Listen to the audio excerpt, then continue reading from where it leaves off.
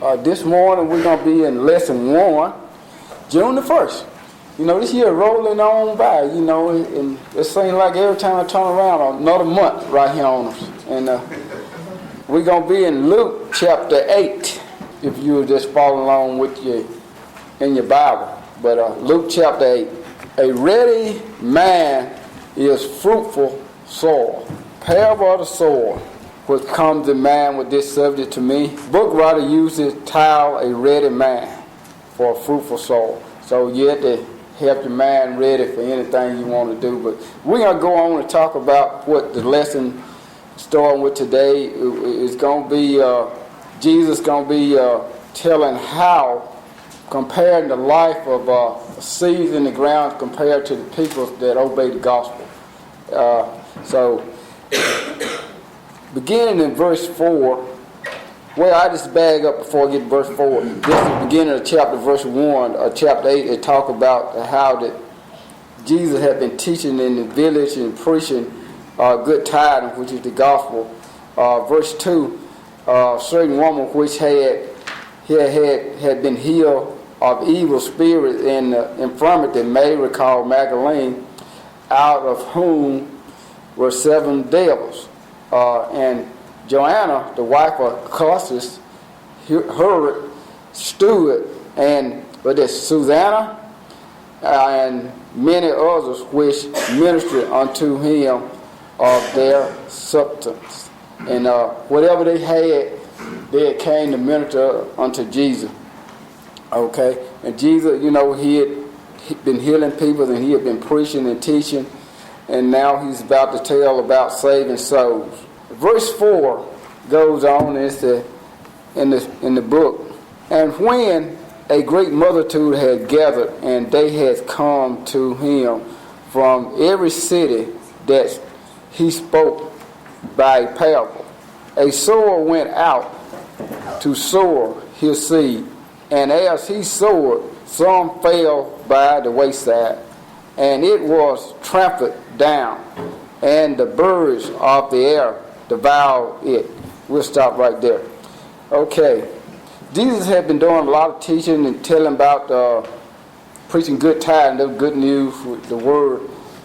And here he's talking about how people be saved, how they come into God, and how some are going to fall on good ground, some are going to fall on rocks and all this stuff here. And it's going to explain it as we go on through the lesson. We have studied this several times before, but it's still good to go over things to get your mind set how things really work and how they really are. Now, when Jesus was in these other cities preaching and teaching, people followed him to everywhere he went, to hear what he had to say. And they was amazed. He's the master's teacher. He could teach better than anyone else. He knew the scripture over. He was part of it, so he got to be better than everybody. So, and people come from far and near to hear him teach. And he done a lot of healing and all sorts of things there. And so, verse 5 is going to talk about the seeds, how sow seed. A lot of us know a little bit about farming or whatever, and we might have a little garden. Some of us plant, set out tomatoes. Some of them grow seed. They'll take the seeds and grow their own little plants instead of go buying ready-made that someone else had grew and you set them out. But here he goes on and talking about how some fall by the wayside and some is trampled down and birds swoop down from the air in the valley. Now I remember as a child when my dad used to make us work in the field and he used to be planting. A lot of times when you plant, you're breaking up the ground. And I guess birds they come down and plant the corn or whatever. They'll come there and start digging and getting the corn or whatever, and he tell them, shoo them away, throw something in or whatever. But and that's part of life, what we're talking about here, how things planted, and he's going to explain if they don't get good roots, and if they do get good roots, and if they water, how they're going to grow. But he goes on, when they fall by the wayside, he's going to explain that too. I'm trying not to get ahead of myself on this here because it's very simple, and I know we done been through it several times. Any question or comment? Okay. I just want to comment. That's why when you teach someone, they already got to be ready to receive it. They can't be someone who's stubborn. They got to be someone who's already has an open mind and is kind of seeking for the word themselves. Yeah. But to be able to receive it. Well, let us go back. Before you plan anything, you got to break the ground up. And this is what Jesus had already done. He had been to different cities teaching and stuff, like getting them ready. And like a lot of us got tractors. Well, I don't have one now, but when you get out there, you get that tractor out. You got your land. First, if you don't let it grow up over the winter, you want to get rid of the old tall grass or whatever. You might cut it down and burn it. Then you're going to take either the brake pliers and break it up, soften it up. Then you're going to go with this. Fine tune, make it so you can't handle it. Then you'll come over it with the planters and all that. If you don't do that first, soften it up, I have to say, it'll be a hard time you trying to plant something and something grow. You have to get the ground ready, and which is a good illustration about that. So you got to get it ready so it can grow. Okay, will someone take verses 6 and 7 and read that, please? Some fell on rock, and as soon as it sprang up, it withered away, because it lacked moisture. And some fell among thorns, and the thorns sprang up with it and choked it. Okay. Let us back up. Okay. If we know something fall on rock, you go out there and put a seed on a rock, it's hard for it to catch a root. It won't be solid, so normally it won't grow. But the God that we have can make stuff grow anyway. I even know my little driveway coming out from my house, it don't go out very far, but if I don't keep it clean off, little dirt get in the crack and here go grass start growing right there. God can do anything. And so, but when it falls on something solid, just the cement itself, normally you won't see no growth there because it can't catch no kind of root. But if anyway, any kind of dirt, round or whatever, it can catch root and grow. And also it goes on, as soon as it sprang up, it withers away because of lack of moisture. Can't no water get to it. And if it fall on a rock, the roots can't go down and grab a hold in the earth. And so that's very important. And verse 7, some fell among thorns. You plant something, even if you plant something you don't keep the grass out of it, normally the grass going to choke it out. You get thorns all around it, it's going to be choked out, and the roots can't spread out because so many other roots there. Even if it do grow, it's going to be, I would use that the old folks said, stunted or running. It's going to be so small that it's not getting enough nutrition, so it can't grow. So, and that's what happens when one plants stuff. And remember, we're talking about the Word of God and how trying to save souls, and that's basically what he's talking about. Verse 8 and 9. Someone read those two. But others fell on the good ground, sprang up, and yielded a crop 100-fold. When he had said these things, he cried, "He who has ears to hear, let him hear." Then his disciples asked him, saying, "What does this parable mean?" Okay. Others fell on good ground, sprung up. That means they fell on ground that was ready, and they sprung up, and they yield crops 100-fold. Oh, it did real good. It produced. And if something that don't fall on good soil, it's not going to produce. And as we go on to, we're going to know sometimes it might fall on good soil, but they weren't quite ready, and the cares of the world are going to take it.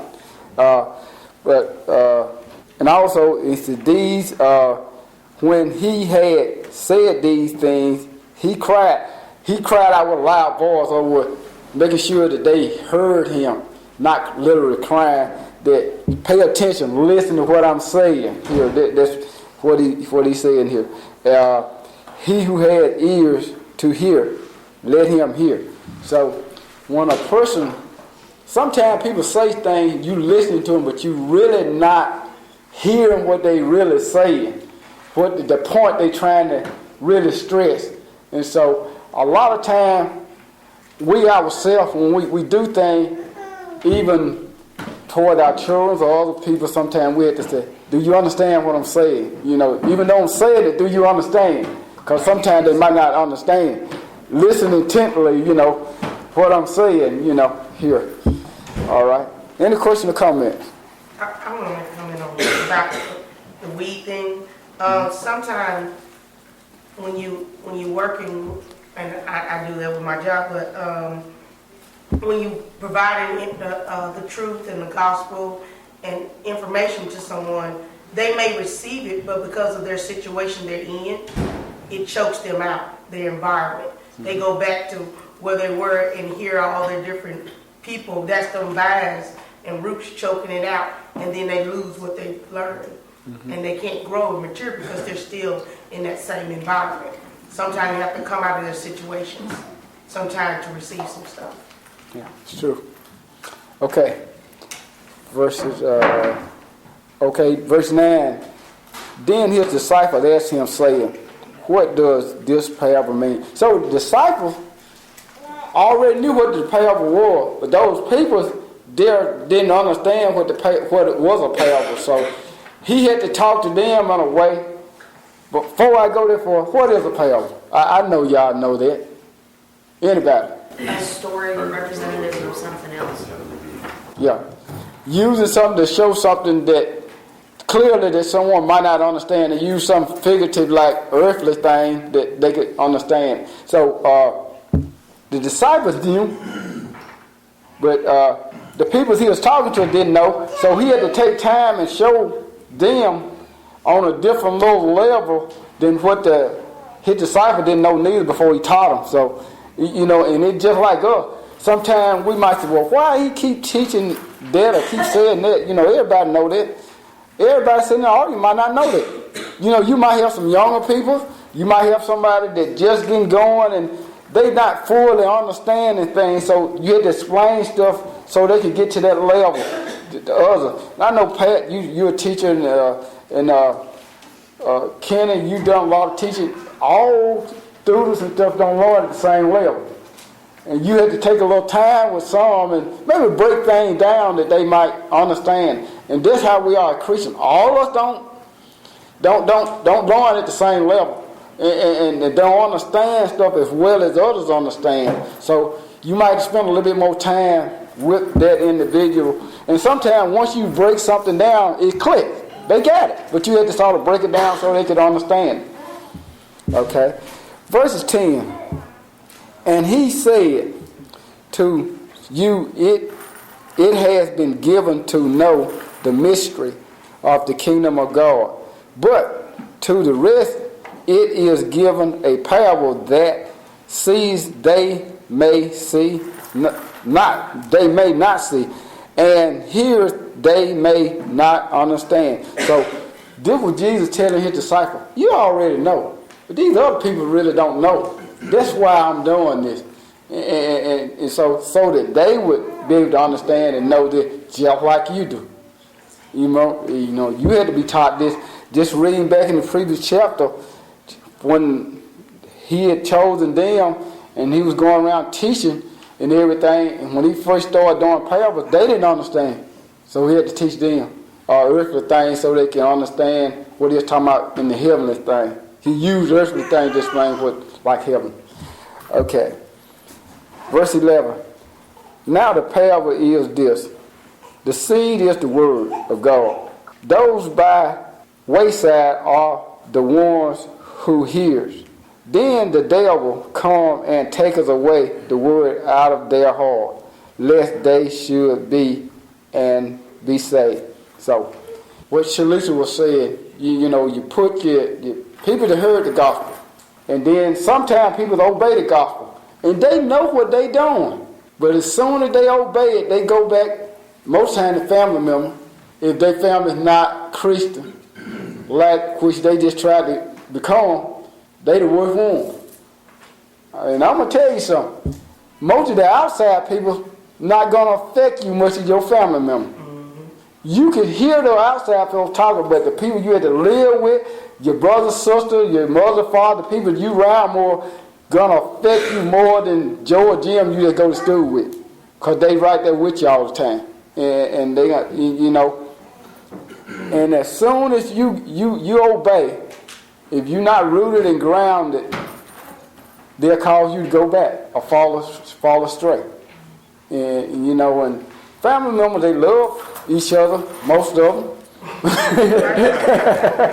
But sometimes they love and they hurt you in a way because they think they love you. They're trying to pull you a different direction because that's the way that they feel. Okay. Verses. Okay. So if a person obey the gospel and then as soon as he get it, the devil gonna go to work on him, trying to cause them to not to continue in it. First, he don't want you to hear it. If he thinks you're gonna obey it, but if you hear it and then obey it, oh, he's a dog. I got to go to work on it quick, fast, right? You know, just like set cement up. If you put some cement out there, you want to change anything or make some alternate, you better do it before it get hard. Because once it get hard, you can't change it unless you tear it up and break it down. So, and you want to do it while it's soft. You can still move it around and everything. Okay. Go ahead. You know, speaking of your family members, you were right there. A lot of times, well, to me, they are the hard one to convert too. Yeah, sometimes. Yeah. In my case, Yeah. It's just two of them out of my whole family. Right. Me and my uncle. Yeah. But like you were saying, that they'll work on you, but the family member really is the hard one you can work on. Yeah, because, you know, usually you around them, you love them, they love you, and be honest, most times you put forward more effort at a family member than you would somebody, because you want them to be saved, because they close to you, you love them, you care for them. You love everybody else too, but it ain't nothing like family. Folks can say anything they want to. Blood is thicker than water, the old saying. And so, you, anytime, as a Christian, once you learn the gospel, we know that you have to do what you have to do to be saved and continue day in and learn. And sometimes you have to leave family members alone or just let them be what they are. Yeah. And, you know, once you learn the gospel. But before then, you know, it's pretty hard and everything. So it's not easy. It's not easy when you got a mother, father, you know that, you know, they not Christian, sister and brother, a child. It's not easy. But you have to realize you got to worry about saving yourself. Then try to help the other folk first. You got to, you know what? You can't help nobody else if you ain't help yourself first. That's it. You got to get out, you know, like a burning house. You want to go in and try to save someone. But if you're not able to go in and help them, why would you go in there? You know, I ain't trying to be fun or nothing like that, but you got to be able to help in a situation so you can help. You know, you got to be the obeyed yourself the gospel over and put on the armor, all the different type armors, and being able to withstand certain things.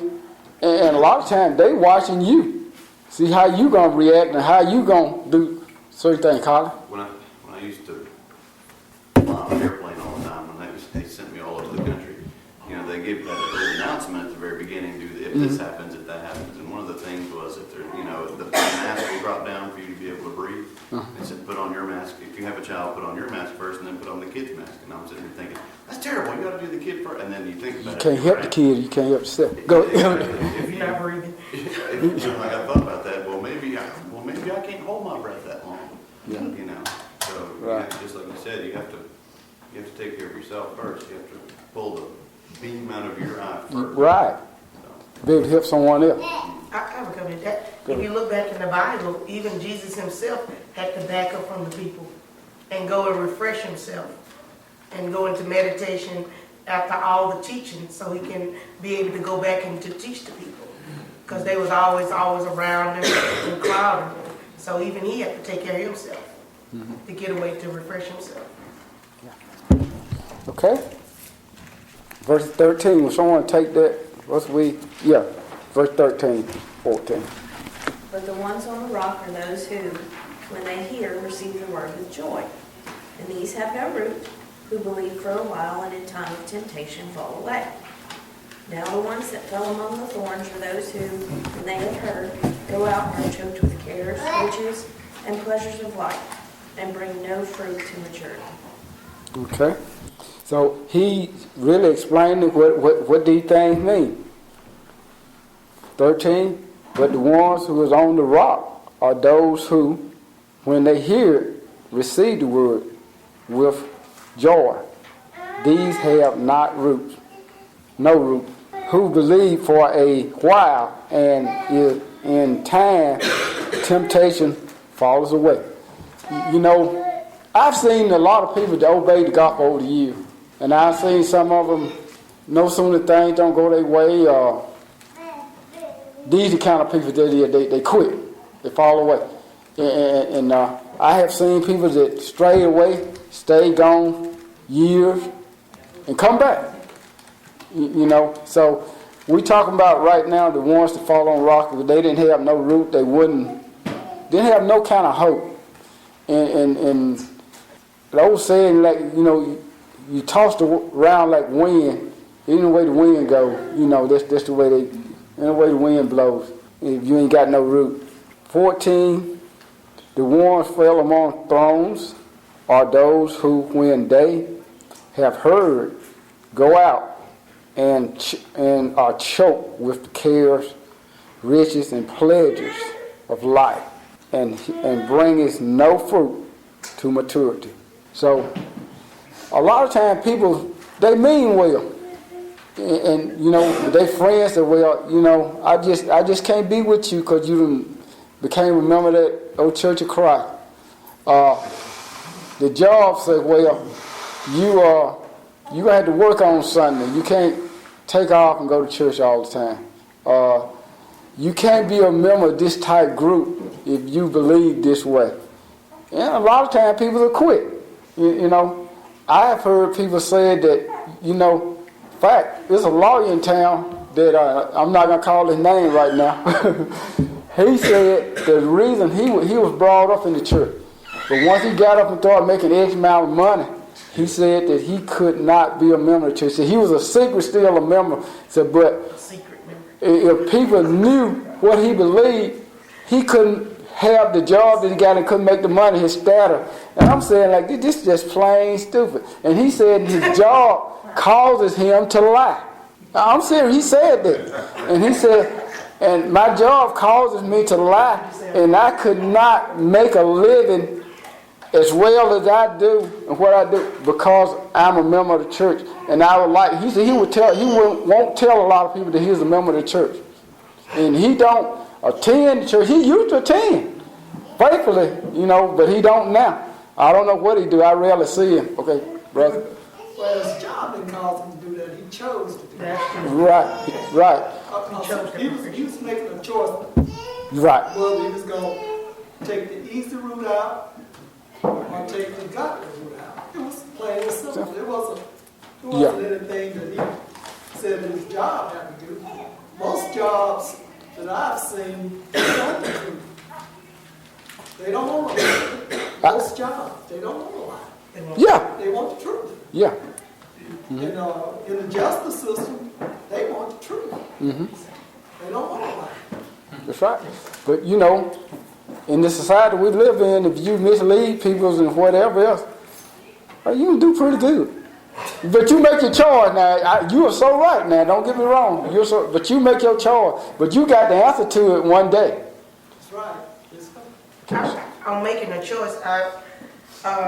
My son Jay got his first job, and he's raised in the church and everything. And I've always told him, you got to go to church Sundays. And he went and applied for the job himself at Walmart, which is 24 hours. And he put on his own application that he could not work Sunday mornings. Now that was a choice. And they scheduled him to come in at 2 o'clock on Sundays, but he never worked a Sunday morning because he put that on the application in the beginning. Right. And that's a choice. You know, when you go apply for a job, you have a choice. They ask you when you can work. So you have that choice. Yeah.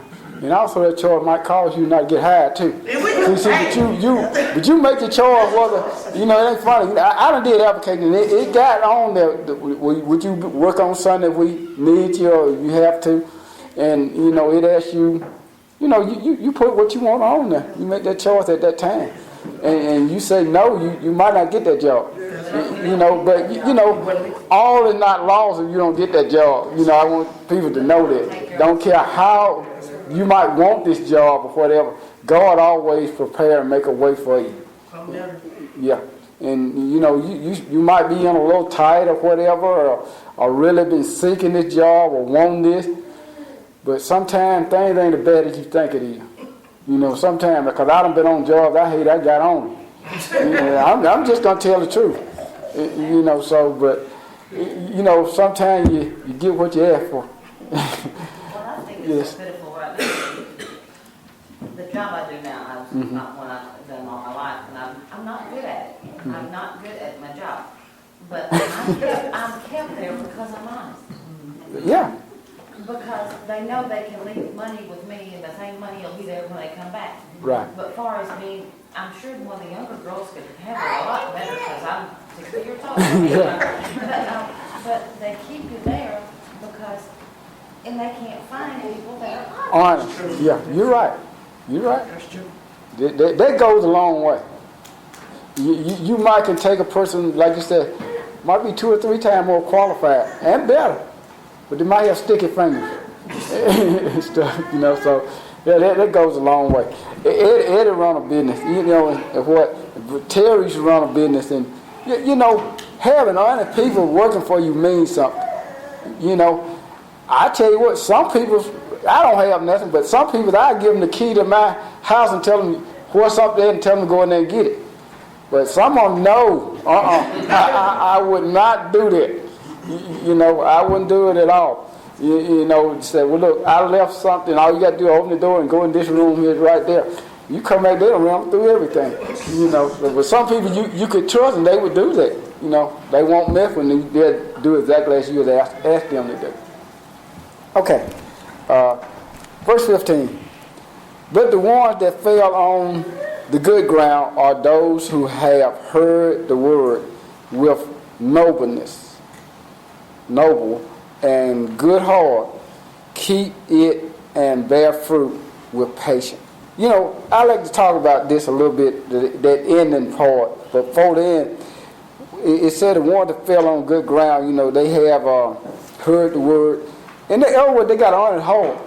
Your heart got to be right and honest for you to obey the gospel anyway. Because all the things that you have heard, most people, other than if you're raised up in it, it's easier when you're raised up in it because that's what you know.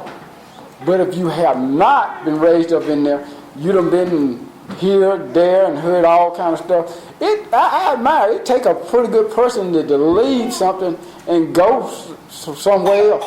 And, you know, of course, you got the word you can read once you understand this is true. That's what everyone should do. But, you know, I heard people say, well, you know, my mama was this all her life. The dad was, the uncle, auntie. But I don't want to go where my daddy gone. I'm going to tell you that right now. Some people say that, well, how you know where he gone? You know, he might have, but I know he wasn't no Christian when he died. I know that. And I don't want to go, and I tell anybody, I don't want to go. I might end up there, but I hope not. I'm praying and I'm hoping that I don't. And I'm not going to stand here before people and proclaim that, well, he might have had the sinner prayer and God saved him, whatever.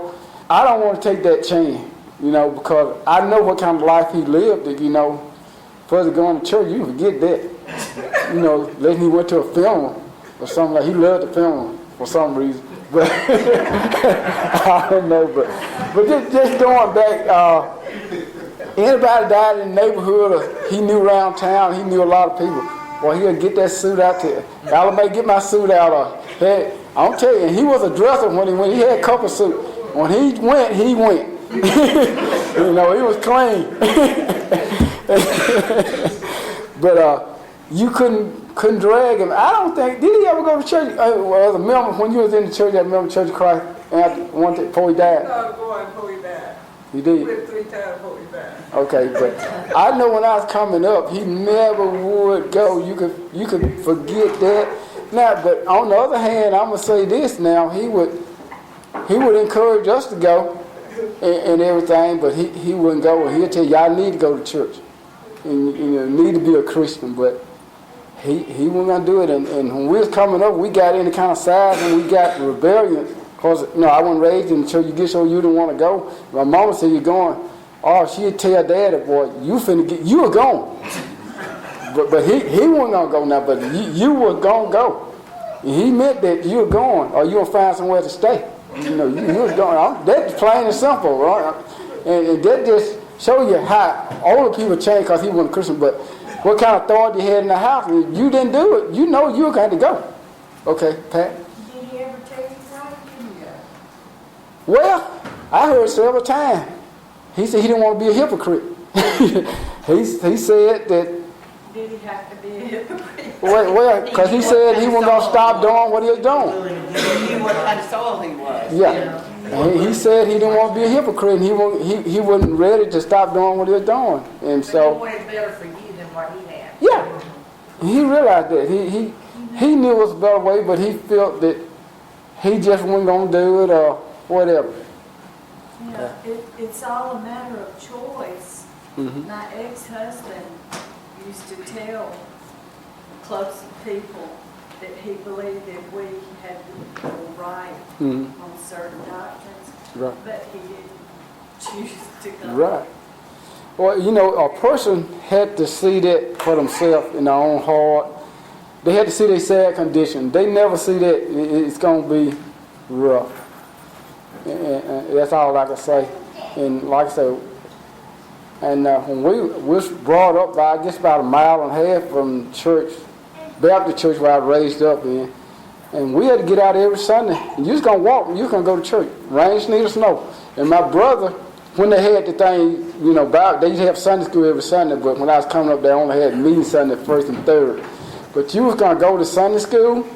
When my older brother got old enough to drive, he would let him drive the car down there and take off. But before then, you couldn't get out there and walk, and you was gone.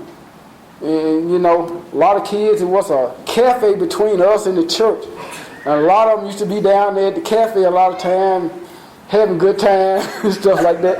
And they just joke us about when we going to church, and they be like, y'all going to church. But there's something that stuck in me today. I'm glad it did, even though I was in the wrong way. But, folk laugh and stuff at you and stuff.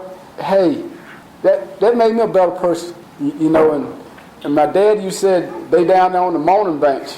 A lot of people at the nightclub and stuff, and they would sit out, they'd be out there playing cards, gambling and stuff like that. And he would tell us, don't y'all hang around there. But he would go over there, but he'd tell us, don't y'all. He would. And he didn't rise over there. Lesson learned, but going on with the lesson, having patience, the ones that fell on good ground, they bear fruit, and they had patience. And when we talking to people, just because we didn't obey, we got to think about how, in my case, how I would. But a lot of people that were brought up in the church is different. You got to realize you got to have patience with people. Just because they hear, that don't mean they're going to go right on and let you put them in the water all the time. Some people might. They had to hear it several times and get convinced in their own heart.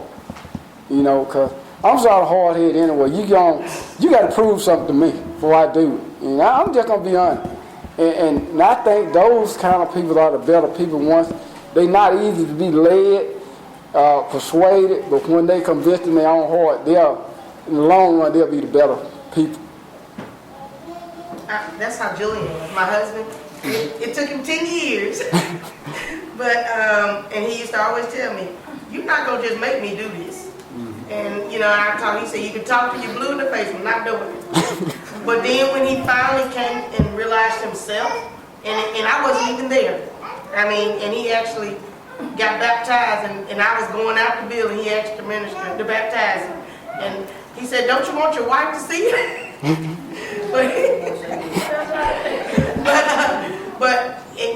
and it took it on his own terms, and he started studying for himself. and he came to his own knowledge of it. Colin can relate to that story. Yeah. But it can't, Carly? You got a great example earlier about concrete. I mean, when stuff is, before it gets hard, it's still malleable. You can still, but once someone gets set, then the only way is for them to allow the word to tear themselves down so they can build themselves back up the right way. And I know we have like 2 minutes left, and this is totally a different subject. But verse 13, to me, this kind of speaks to people who believe in once saved, always saved. They believe for a while, and in a time of temptation fall away. That's the word of Jesus. Jesus said they believed, then they believe. I know there's a difference between believing that he's saved, but the word of Jesus said fall away right there. Yeah.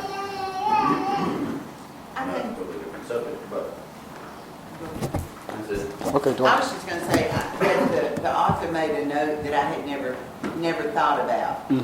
In all the times I've studied this, Right.